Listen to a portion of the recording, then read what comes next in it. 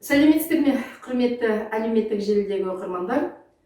Иван Шухов атындағы орталық қалалық кітапхана сана әдеби музыкалық клубының негізгі іс-шаралар жоспары аясында жерлесіміз, жазушы, КСРО жазушылар одағының мүшесі, әдебиеттің дамуына зор үлес қосқан жандардың бірі Зейнелғаби Иманбаевтың 100 жылдығына орай шығармашыл тұлға кешіне шақырады.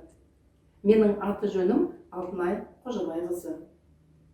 Кездесу кешіне Оспановтар отбасы келіп отыр. Абай Бейсенбайұлы біздің елеулі еліміздің медицина саласына көп үлес қосқан азаматтардың бірі, дәрігер, хирург. Және жазушылар одағының мүшесі, жерлес жазушымыз, ақын, журналистер одағының мүшесі, арнайы қонағымыз Зейнелғаби Иманбаевтың қызы Марал Зейнелғабиқызы қыз келіп отыр. Қош келдіңіздер.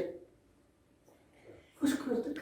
Келіп жеткен 2024 жыл құтты болсын. Жалпы өзім қарап отырсам, 2023 жыл сіздерге жалпы жаман болған емес деген сияқты жағымды жыл болды десе де айтуға болады. Себебі Марал Зейнелғабиқызы жыл басында 100 топ Қазақстанның үздік тұлғалары энциклопедиясына енгізілді. Одан кейін алтын жүрек сыйлығын алды. Жақында Қазақстан Республикасының қоғам қайраткер атағының республикасының байқауында жеңіп алды. Сондықтан сізді шын жүректен құттықтаймыз. Рахмет. Сондай-ақ сана әдеби музыкалық клубының белсенді мүшесі бола тұрып, кез келген іс-шарамызға белсенді қатысасыз. Соған да біз тіпті дән ризамыз. Сізге көп-көп рахмет.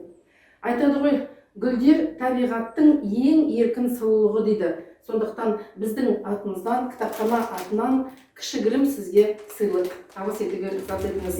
Рахмет. Ал бүгінгі аталған іс-шара жасөспірімдерді, жастарды, жергілікті дара тұлғалардың қазақ әдебиеті қамбасын маржандай шығармалармен толтырған шығармашылық мұраларын кеңінен дәріптеу, насихаттау, мол мұрасы көркемдік құралдармен насихаттау мақсатында ұйымдастырылып отыр. Бүгінгі негізгі шарамыз енді Зейнелғаби Иманбаевтың 100 жылдығына арналып отқаннан кейін, әрине сізден артық осы бүгінгі тұлға туралы ешкім аса біле қоймайды деп ойлаймыз. Сондықтан алғашқы сұрақ Зейнелғаби ағамыздың творчестволық жағын осы бізге айта кетсеңіз, және де осы кісінің құрметіне өзіңіз білетін қысқашадай өмір баяны туралы айтып кетсеңіз дұрысынан болар еді деп ойлаймын. Менің әкем Зейнелғаби Иманбаев 2 қаңтар 1924 жылы өзіміздің солтүстік Қазақстан облысында Преснов ауданында Ортакөл ауылында дүниеге келген. Әкемнің туған жері Амандық Қажының қыстауы болса керек, өзі көз тірісінде бізді апарып, өзінің туған жерін, үйлерінің орнын көрсететін. Ол біздің Ортакөл ауылының шығыс жағында қалың орманның іші болатын. Әкем сол туған елінде, ата мекенінде өлгенше өмір сүрді, еңбек етті, жазушылық жолға түсіп, СССР жазушылар одағының мүшесі атанды.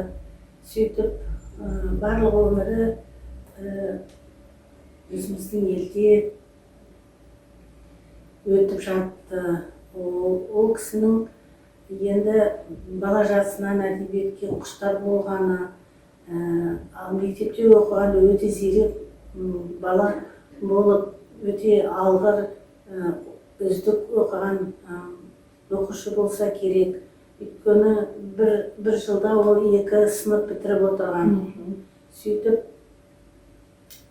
7-ші сыныпты бітіргенде 41-ші жылы соғыс басталып кетіп, барлық мұғалімдер соғысқа аттанады, ауылда мұғалімдер қалмайды. Сөйтіп, 7-ші класты бітіретін кезде тіпті бір-екі үш жыл ғана өзі сол мектепті бітірген балалар мұғалім болыпты. Соның бірі Қайырбек Сыздықов ағамыз. Сол мектепте оқып жүргеннен ол әдебиетке құштар болып, көп кітап оқыған, көп ойланып, көп толғанып, абай өлеңдерін көп оқып, абайға ұқсап өлең жазған. Абайды бір тұтқан. Сөйтіп 16 жасынан өлең жазып, сол 16 жасында бірінші рет 1940 жылы облыста газетке өлеңдері шыға бастаған. Сөйтіп 1944 жылы анам екеуі шаңырақ көтерген. Сол жылдары ол ауыр науқасқа шалдыққан, жүре алмай қалған. Сөйтіп колхозда есепші болған, тіпті өзінің жұмыс орнына өз аяғымен жете алмай қалғаннан кейін ғана жұмысты тастап, үйде жатып қалған.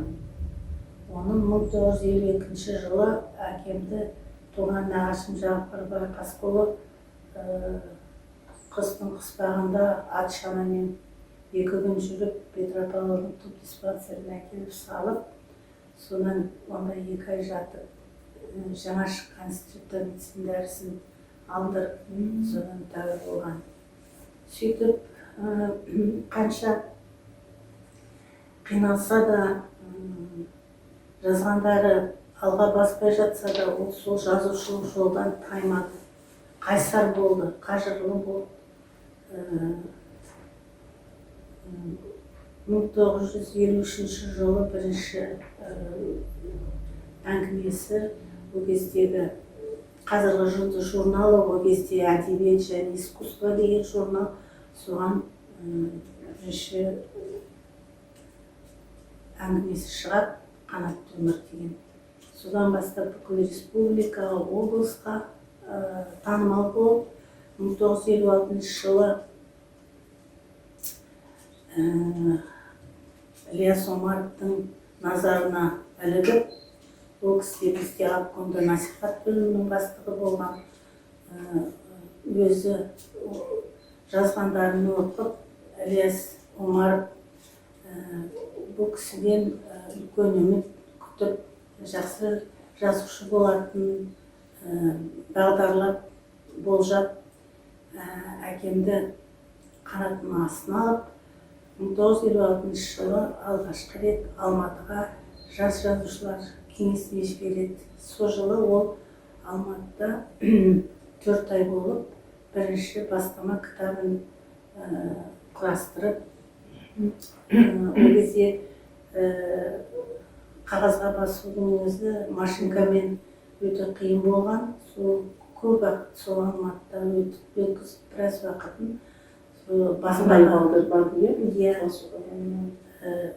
Сол жас жазушылар жиналысында болғаннан кейін сонда қалып, 4 ай болып, студенттермен бірге жатақханада тұрып,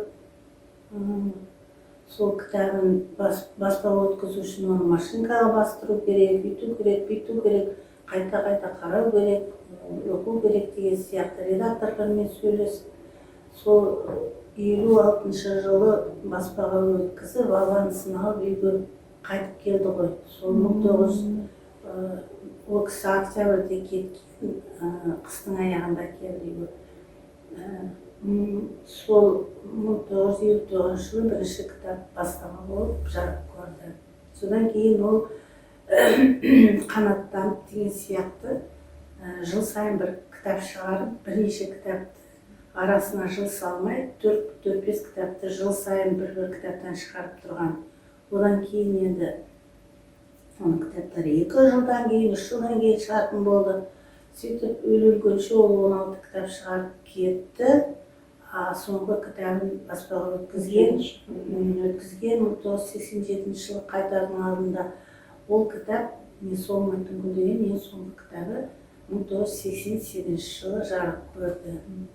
Сөйтіп бірақ өзі қайтқанмен біз оны жазғандарын жинақтап бірнеше рет кітап шығардық. Кітаптары жеткілікті. Соны енді мағынасын айтыңызшы, иә, қандай кітап шығарса да? Иә, өте тартымды кітаптар. Ол кісі туралы көп жазушылардың, ақындардың жақсы лебіздері бар. Кітабы тартымды, тілі орамды деп, тұшымды деп мақтаған көп жақсы сөздері бар. Енді сол кітаптарды оқитын ұрпақтарымыз аман болсын, еліміз аман болсын, елге ризамыз, есіне алып жатыр. Дұрыс айтасыз, иә. Дұрыс айтасыз, енді олар бала жастан дейтін сол мезгілі уақытқа қарамай, иә, қандай қиыншылықтар болды. Алайда ол кісі сол әдебиетке бейім болып, сол қолынан қалам тастамай, осындай бүгінгі таңда әдемі маңызды кітаптарды шығарып отыр. Осы бір мақалада Марал апа оқығаным, менің мойныма қонған талант маған әкемнен дарыған деп айттыңыз. Солай ғой? Әрине, тегінде бар, тек жатпайды деп біз тіпті басқа мамандық игергеннің өзінде мен сол жазуға деген өзімнің қабілетімді әрі қарай жалғастырдым, қалдырмадым. Адамның бойында кішкентай таланты болса дейді, оны дамыту керек дейді. Дамытпасаң ол күнә дейді.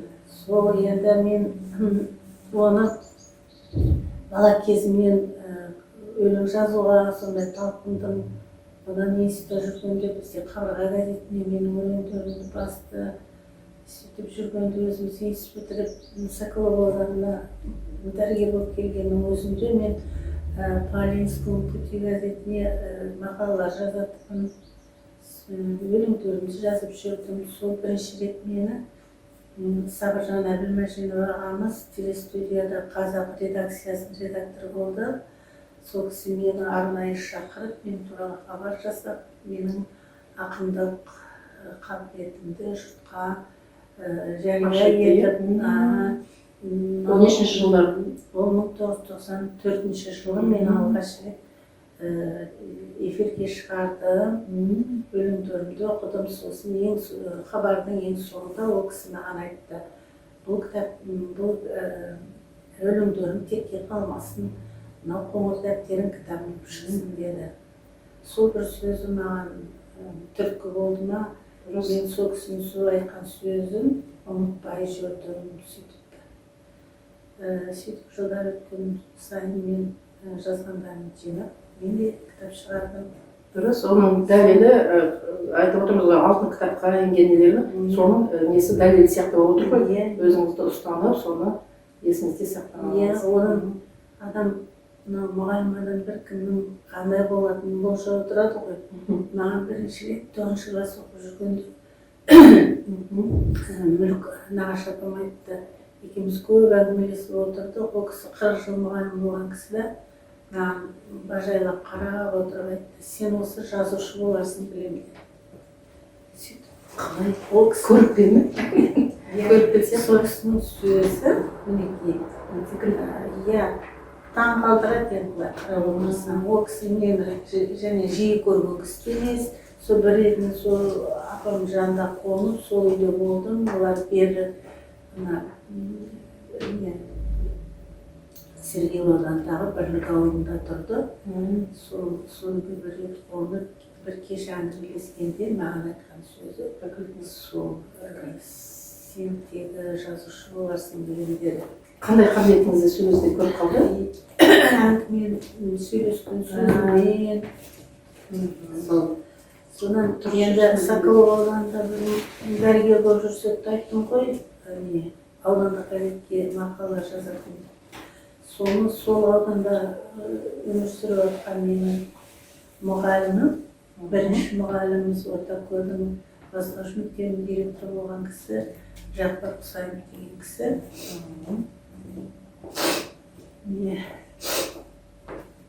Оқыпты.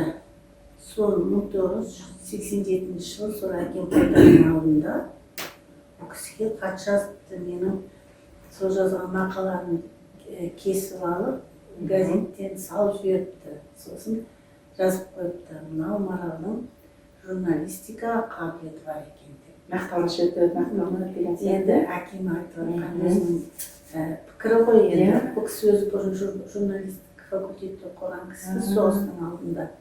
Енді соғыс басталып кетіп, журналистикасы қалып қойған, мұғалім болды өмір бойы.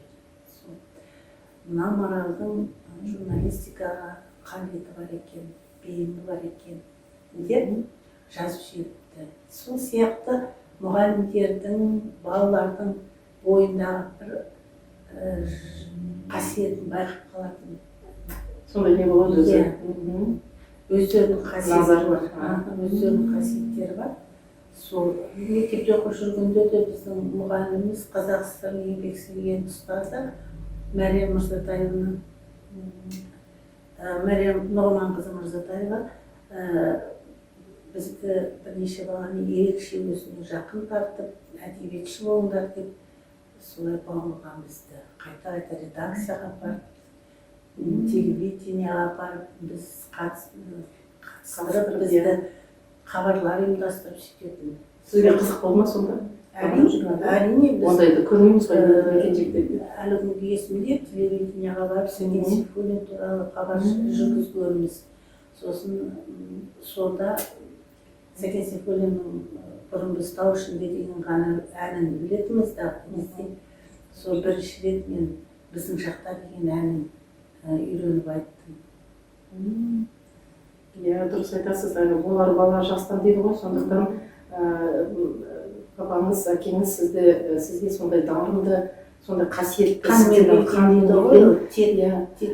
ол дәл сізге сіңіріп отыр деп айтуға болады. Дәл сол кезде тағы да айтып кетейін дегенім, сіз әкеңізбен сондай құпия жан сөз сізге айтты ма, сізді ерте жетті ме? Сіздің атыңызды кім қойды? Мен әкем өзі қойған атымды. Содан біз әкем екеуміз өте тығыз байланыста болдық. Мен қайда жүрсем де жұмыс саяхат жазсам, ол маған жұмыс саяхат жазады. Сырласасыздар. Енді хат деген ол сырласу шынында. Барлық ойларыңды жазасың, ол кісі маған не болып жатыр, не қойып жатыр, не істеп жатыр, бәрі кітап істеп жазып жібереді.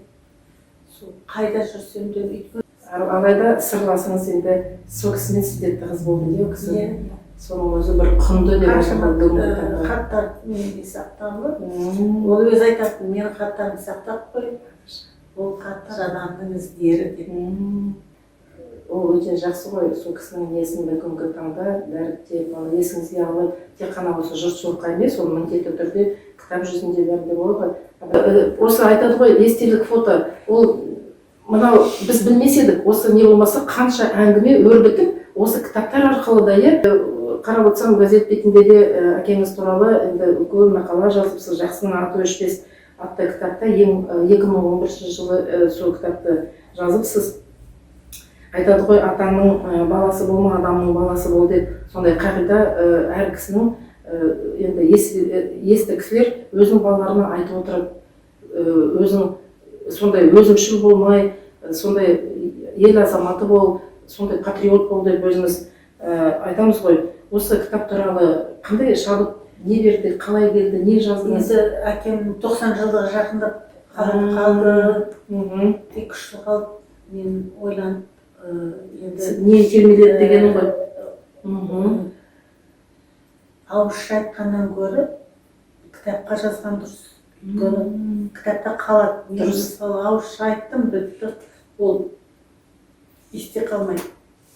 Оның үстінде оның еңбектері өте көп жазған. Радиодан берілген, газетке басылған, журналдарға, кітаптарға, тіпті мынау календарда өте көп басылған.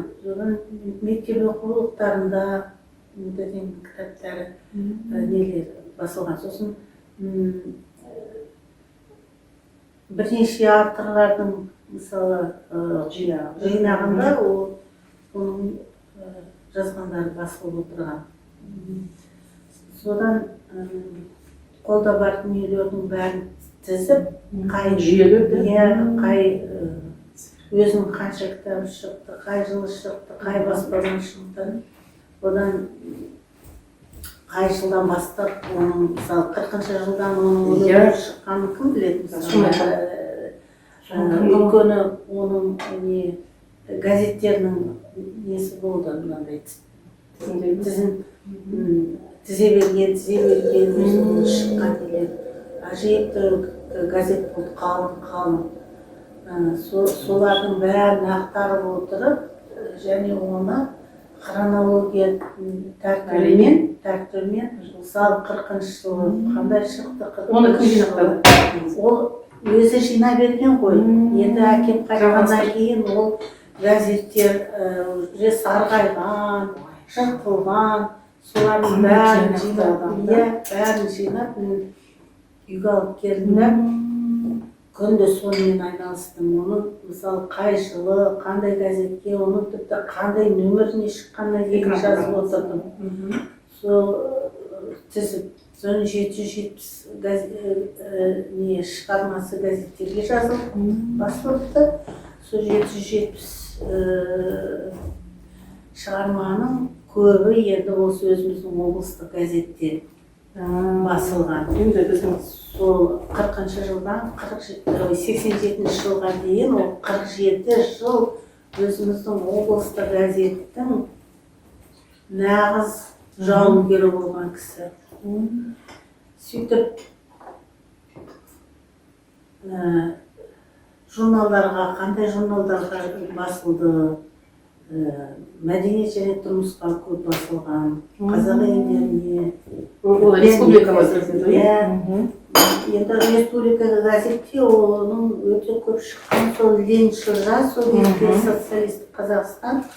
Содан естеріңізде болар, 1963-66 жылдары Хрущевтің кезінде бүкіл қазақ мектептерінің 700-і жабылып, қазақ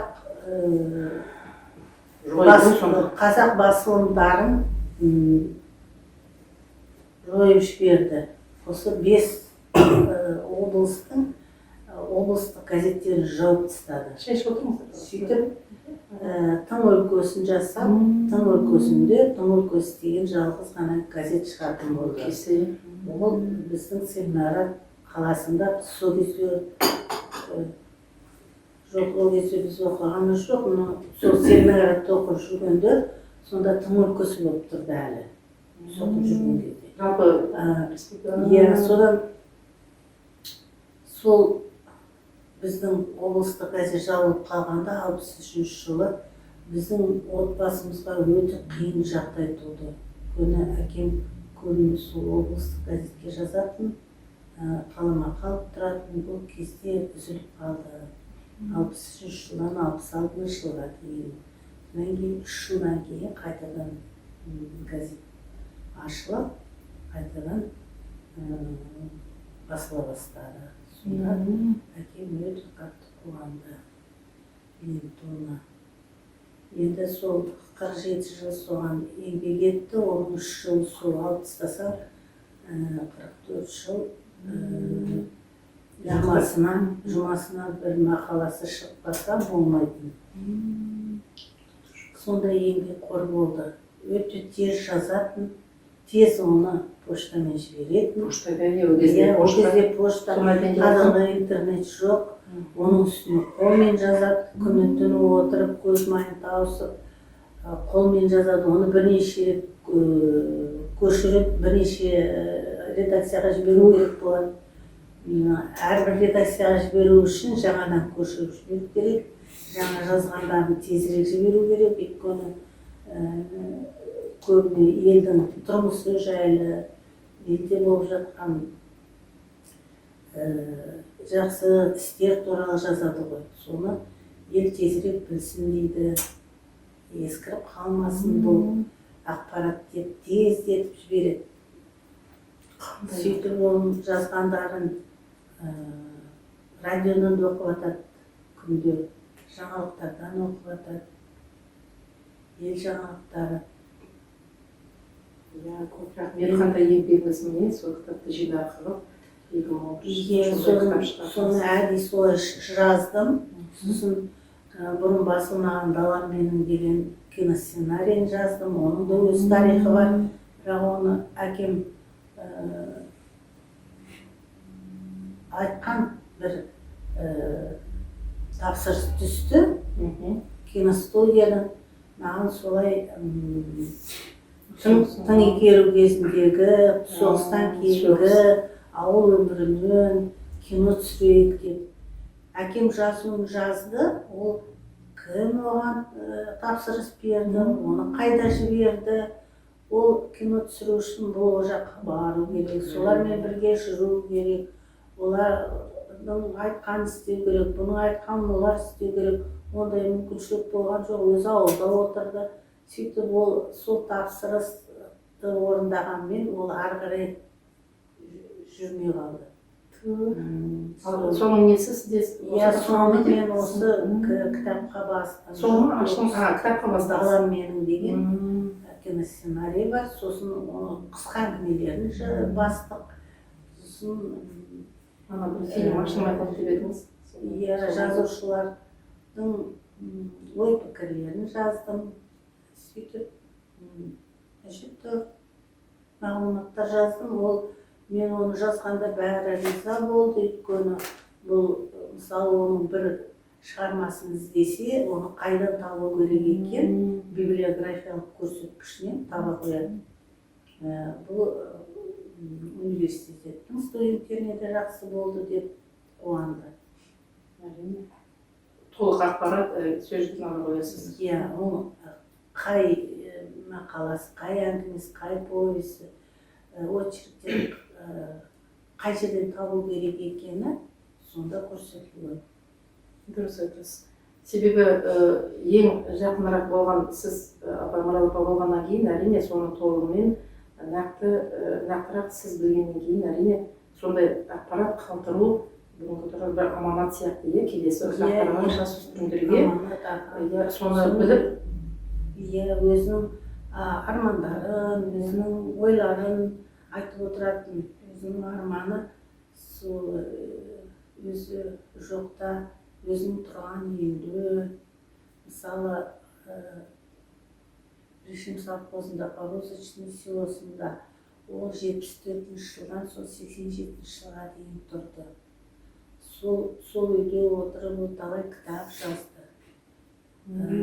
Өте көп шығармалар жазды. Сол үйде менің жеке музейім болса екен деп армандады. Сол арманын орындау үшін мен қаншама талпындым, бірақ өкінусіз де, өкінбейсіз, бірақ та жиренжейсіз де. Оңға баспады. Абай атамыз былай айтқан екен, әрбір өңірде, біздің кейін Қазақстанның әрбір облысында және ауданында халық арасында ерекше көзқарас қалыптасқан орындар бар. Әдетте бұл орындар кейбір тарихи тұлғалар мен тарихтың есте қаларлық оқиғаларымен байланысты. Олар бізге не үшін қажет? Біз олардан не аламыз? Олардан өмірде қандай олардың маңызы бар? Және бұл сұрақтар шын мәнінде оңай емес. Оның маңызды ерекшеліктерінің бірі ата-баба жадына және оның тарихына ұқыпты және құрметпен қарау. Халықтың тарихы оның тамыры, ал тамырсыз ағаш тұрмайды, ол құлап келеді деген сияқты, жаңа сіздің айтқан сөзіңе дәлел сияқты болып тұр осы сөз. Ал Зейнелғали ағамыз осы қайсарлығымен, өзінің сондай мінезімен танымал болды деп айтуға болады. Осы қайсарлық қайдан келеді?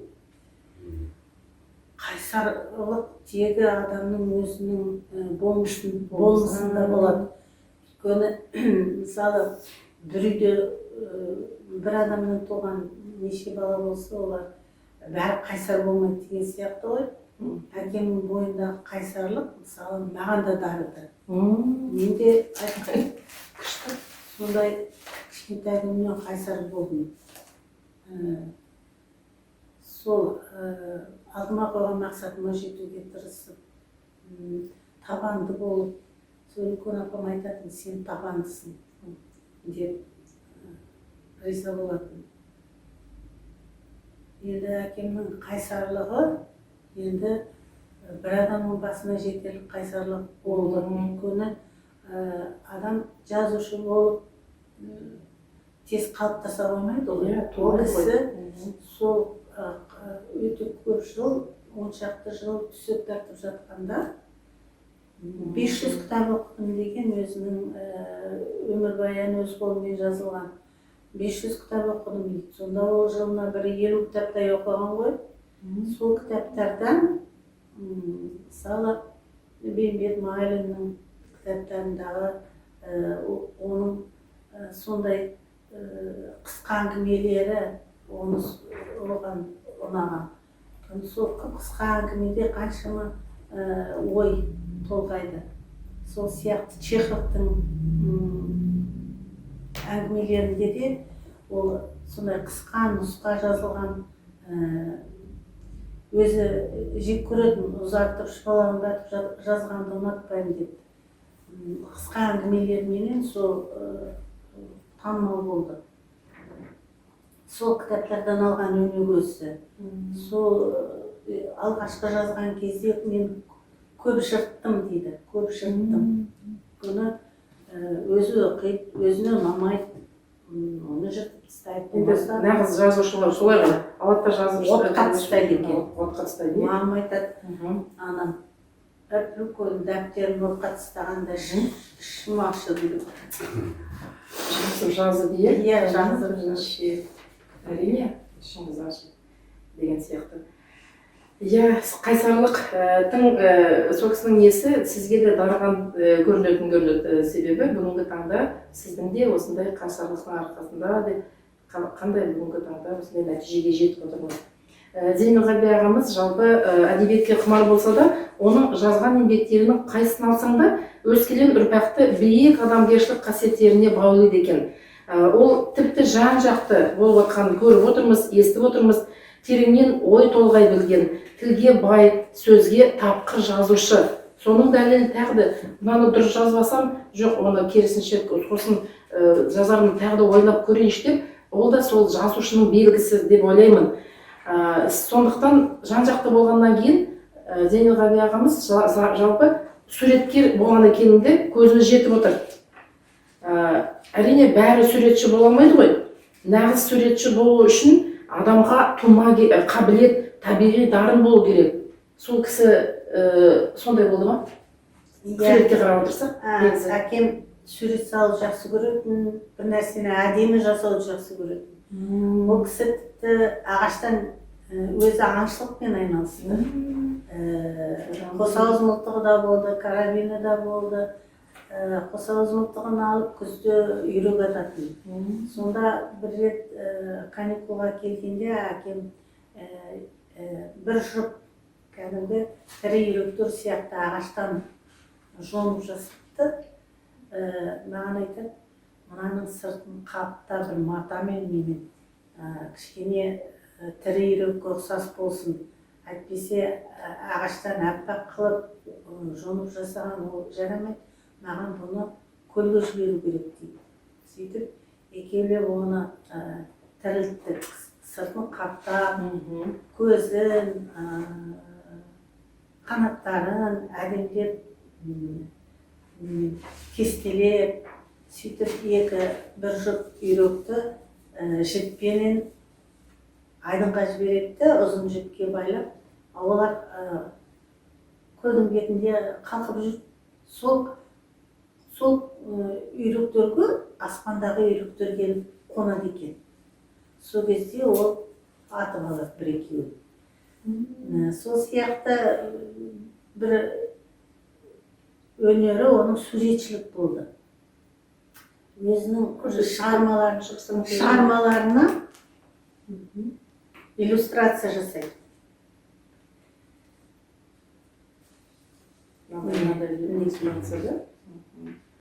Бұлан. Мынау мінекей Алдыр қара деген әңгімесіне қыран.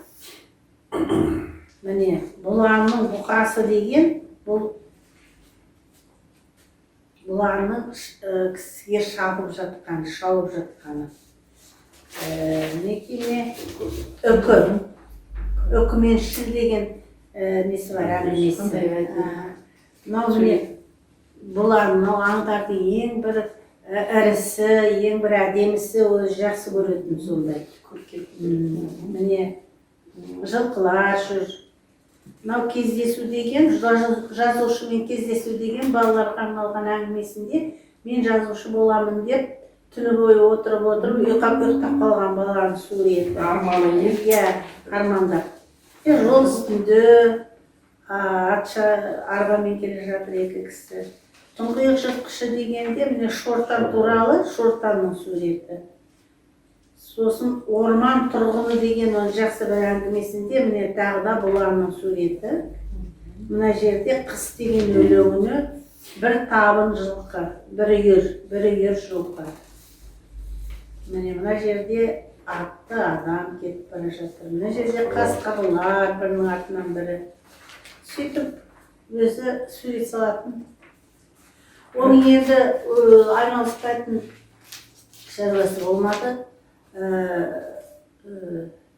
Аңшылық, балықшылық, оның анау Ортакөлдің балығы шоршып жатады, соны барып аумен аулап келетін.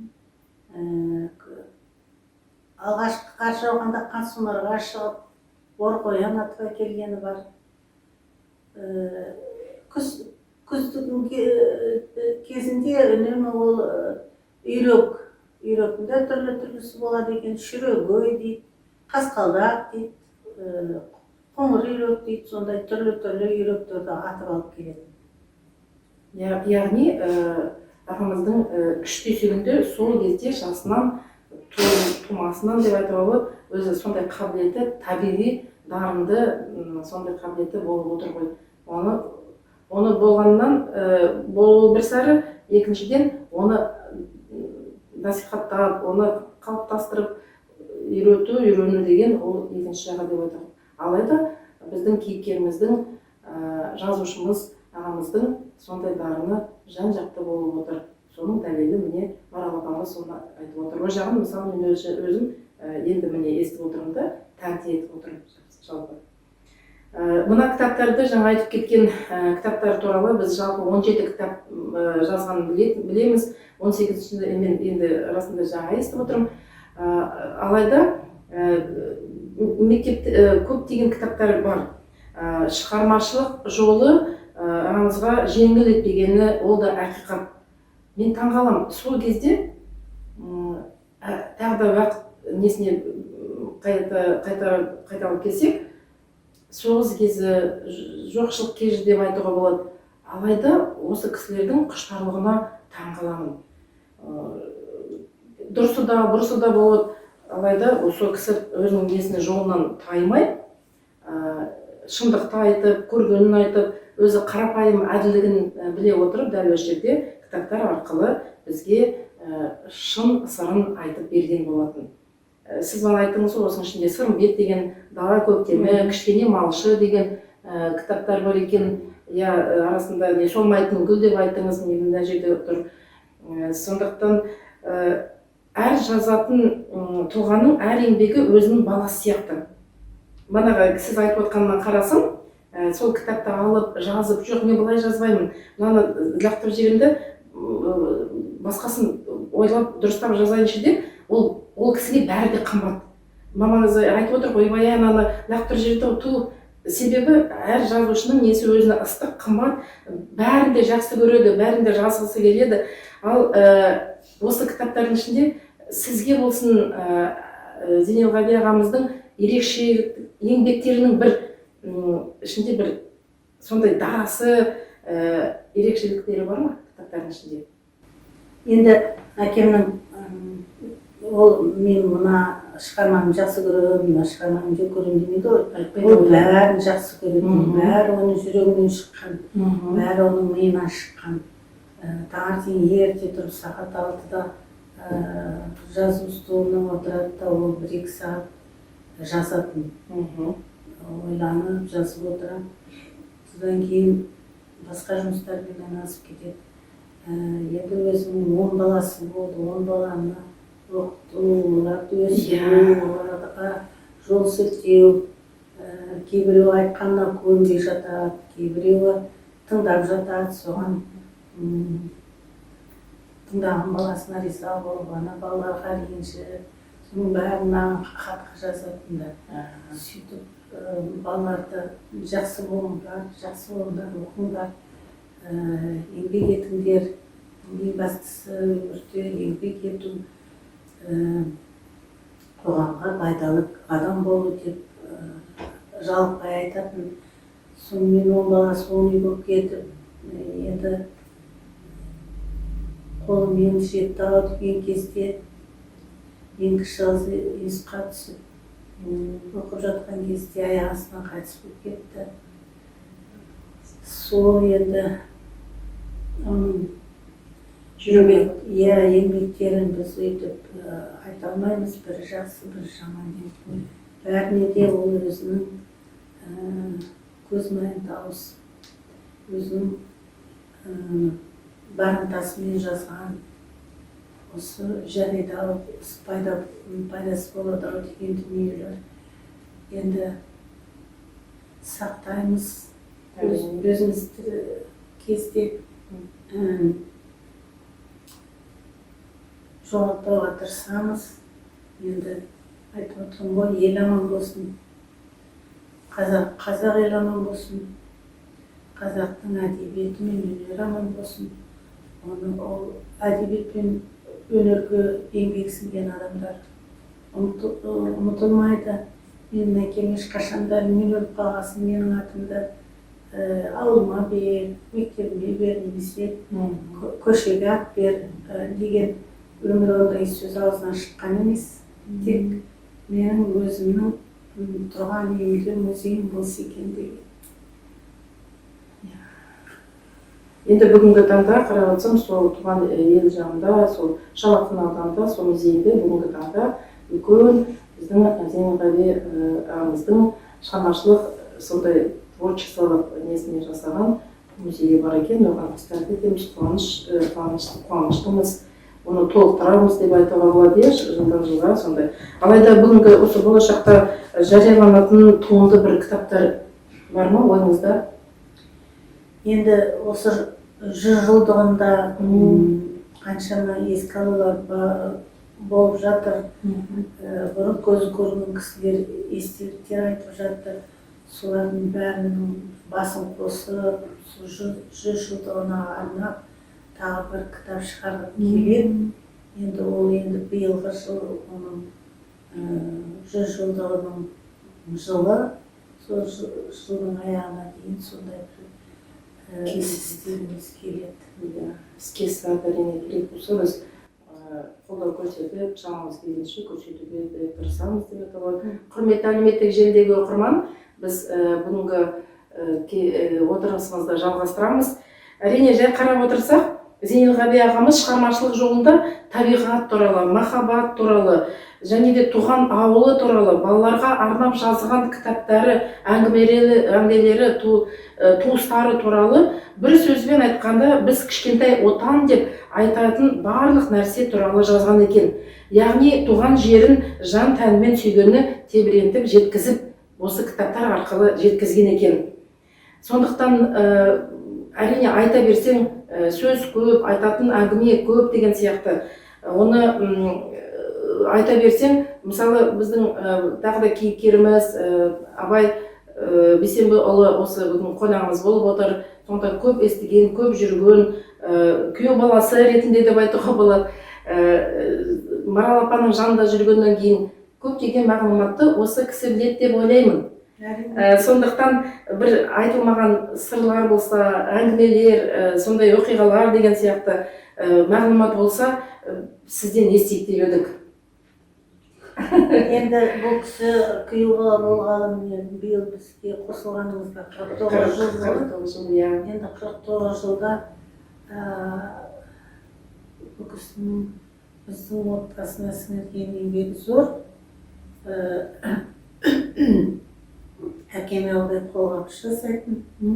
Тәте дейтін біз ол кісіні. Тәте? Иә, 8 қыз болды бажа бар. Бәріміз де ол кісіні өте сыйлайтынбыз. Және ол кісі өзі барғанда ешқашан қара шықты қатты сөйлеп көрген жоқ. Әрқашанда ақылын айтып, жақсы болыңдар, жүрген жерлеріңде сыйлы болыңдар деп деген сияқты ақыл айтып отыратын. Дегенді міне Сондай сабырлы, сабақты боласыз ғой, сіз өзіңізге қандай бір үлгі алдыңыз деп келешекте әлі де бүгінгі таңда балаларыңызға, немерелеріңізге насихаттап дәріптеу? Сол тәтем сияқты стандарты болуға тырысамыз. Ол кісінің енді ақылдары бәрі есімізде ғой. Иә. Сонда міне келешек ұрпағына, немерелерге, барлыққа айтып, солай болыңдар деп бізді айтып жүреміз. Әрине. Біздің міндетіміз де балаларға айтып. Ұрпаққа жалғастырып. Ол кісі әзілші болды ма? Сіздің ойыңызша әзілші болды ма? Бір әзілші болды ма? Мынау жиналған жерде әзіл айтып жұрттың бәрін күлдіріп сөйтіп отырады ғой. Осы болмаса басқаша болмай қалды деп ол кісі іздеп отырады. Иә, кітаптарда сол туралы жазған екен ауылдың үлкен кісілері. Сол кісіні енді қалай деп айтты екен, біздің бастығымыз дей ма, біздің ауылнайымыз деген сияқты болып санап отырады екен де. Сол кісінің аузына қарап отырады екен деп айтуға болады, иә, негізі. Солай болды. Себебі қалаға кетсе де, значит, бір ақпарат, бір жаңалық әкеледі шығар деп, солай күтіп отырады екен ауылдың кісілері. Сондай-ақ біздің ағамыздың бүгінгі таңда бір үлкен кісілер қалды ма, бар ма? Сол кісі білетін. Есіңізде жоқ па, Марал апа? Біздің ауылда үлкен кісілер бәрі қайтыс болып кетті ғой. Енді біз құрдас, біздің құрдасымыз бір жалғыз қалды. Сол Алды. бірақ кісі қалды менімен жас. Соғысын көрген. Басында кісілер бәрі жоқ. Иә, өкінішке орай өмір өзен дейді, ағады да кетеді, бірақ та осындай отырыстың әңгімесі, жазылған кітапта әңгімелері, очерк, публицистика деген сияқты жазылымдар міне осы мәңгілік есте қалатын осы. Және де осындай кездесу сіздің ұрпақтарыңыздың балаларыңызға беріп, оны қалдырып деген, ол да бір аманат етудің міндеті деп ойлаймын бүгінгі таңда. Біз барда, сіз барда деген сияқты. Әрине, құрметті Марал Зейнелғабиқызы, соңғы жылдары тұлға танушы ретінде сізбен тығыз қарым-қатынаста болып жүрміз. Мен өте қуаныштымын. Ең бірінші сізбен кездесу 23 шілде 2021 жылы болған болатын. Дәл осы емес, бірақ та оқып, айтып беру деген сияқты. Соның арқасында. Біраз ақпараттар айтылып жатыр, әлі көп айтылған жоқ. Алайда мүмкін дәл осы жерде манадан бері айтып жатқан, мүмкін менің қойып жатқан сұрағым арасында бір сыр қалған жоқ екен, тағы да айтайыншы деген.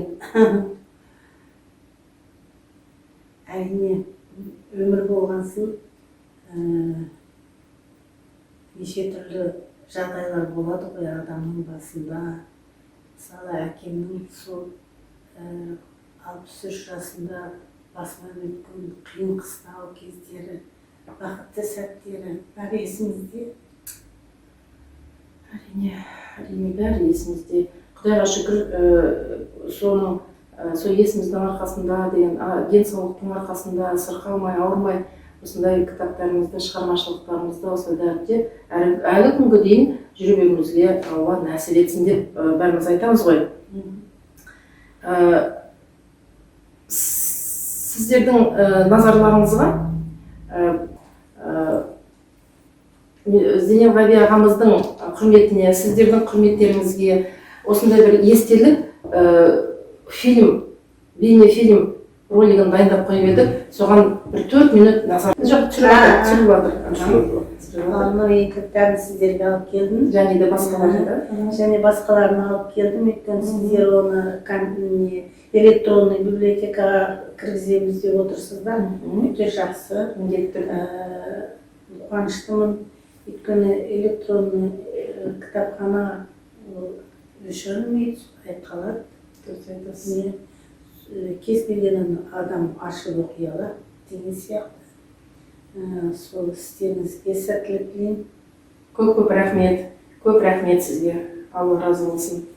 Қандай құнды кітаптар, мен өзім риза болып отырмын расында.